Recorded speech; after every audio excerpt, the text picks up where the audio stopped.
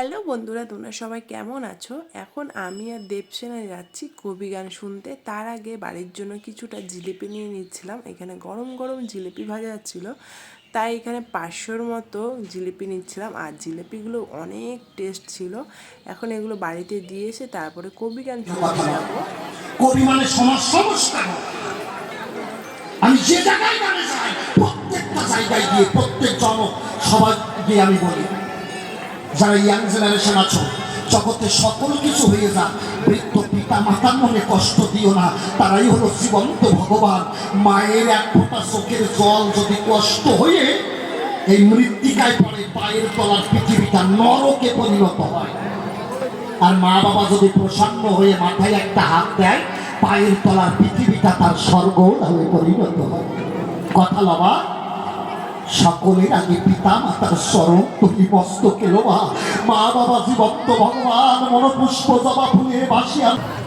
তাই এই যজ্ঞের বুলি থেকে আসে, বৃন্দাবন থেকে একজন রাধা আসে।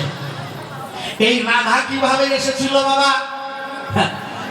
অপ্রাকৃত দেহে এসেছিল, মানে ছায়া শূন্য দেহ নিয়ে। মা, এই দেহের এক নাম হচ্ছে কায়া। এই কায়া থাকে, আলোর বিপরীতে থাকে একটা করে ছায়া, থাকে না বাবা? কায়া থাকলে ছায়া আছে। কিন্তু যেজন রাধা হয়, তার অপ্রকৃত দেহ কিনা কায়া থাকে। বসে শুনুন, বিজ্ঞ লোকে তার থাকবো না। আমি ভাবলাম ভক্ত, তা ভক্ত যদি হতে হয়, আমাকে এমনি এমনি ভক্ত করে কেমন, এইটা যদি না জানা যায়, অন্তরে করুক ধারণা, তাহলে কিন্তু কেউ কাউকে ভক্ত বলে স্বীকার করে নেয় না। তাই আমি এখানে করেছি ভক্ত মিলন যজ্ঞের আয়োজন। এখানে বিশ্বের যত ভক্ত আছে সবাই আসবে পাশে। এর মধ্যে সর্বশ্রেষ্ঠ হবে যেই জয়, তার চরণ বন্দনা করে তাকে অর্ঘ্য দিয়ে তার কাছে ভজন শিক্ষা করবো আমি মন মতো মতন, একদম পরিষ্কার। এর মধ্যে আর কোনো ভেজাল নাই। তবে আর কাঁচালিতে বলবো না, বসে শুনুন শুধু জানা, কারণ বেশি সময় করলে ভক্তরা থাকবে না, মাঝে মাঝে টাইম করিয়ে যাচ্ছে। আর একটা দুটো প্রশ্নের সমাধান দিতে হবে, এটা বলবো গানে গানে, আপনারা শ্রবণ করবেন। যত ভালো কথা বলা যাবে না। আর যাদের ধৈর্য নাই, তারা কোনোদিন ভালো জিনিস পায় নাই, আর এই জনম বলে কোনোদিন পাইবও না।